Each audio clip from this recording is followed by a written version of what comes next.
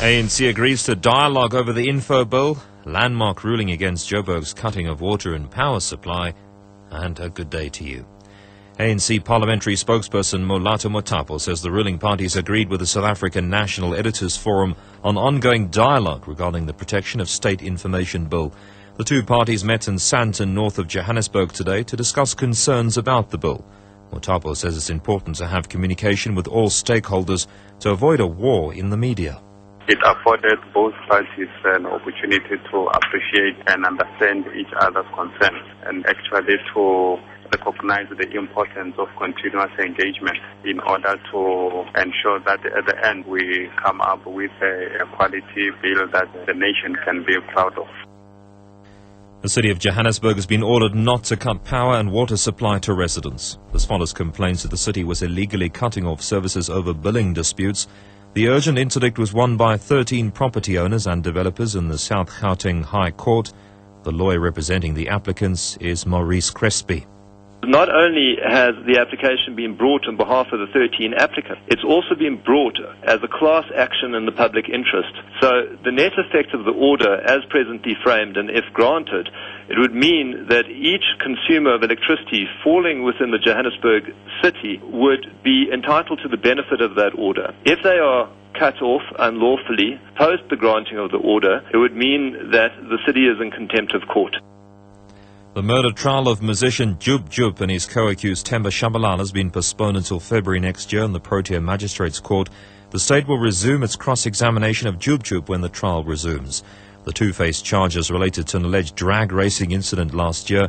4 children were killed and 2 others seriously injured after the 2 cars ploughed into them. Pearl Makubane reports. Jub Jub insists that state witnesses lied while giving testimony in court about what time his blood was drawn for tests. Jub Jub says it was 11 p.m. while the doctor testified it was earlier than that. When questioned about the testimony given by other witnesses, saying that his car was at one point facing oncoming traffic, Jub Jub said the witnesses are lying as his version is the truth.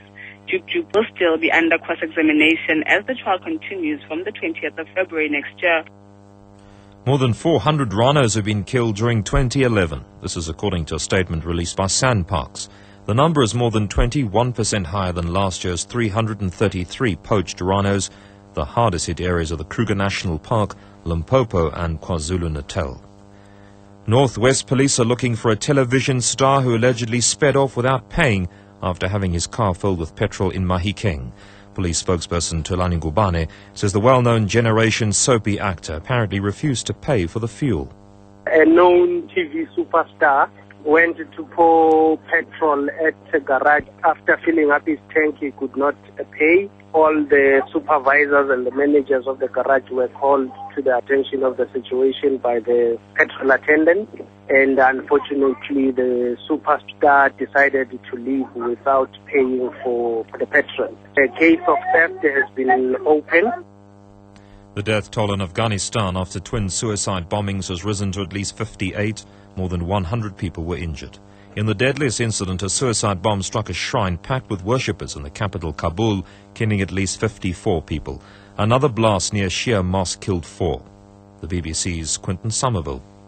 The mosque where the attack took place is just down the road from where we are right now. The police have cordoned off the area. Many of the injured have already been taken to hospital, but there are pools of blood there. There was a crowd of many hundreds when the suicide attacker detonated his vest, women and children among the dead.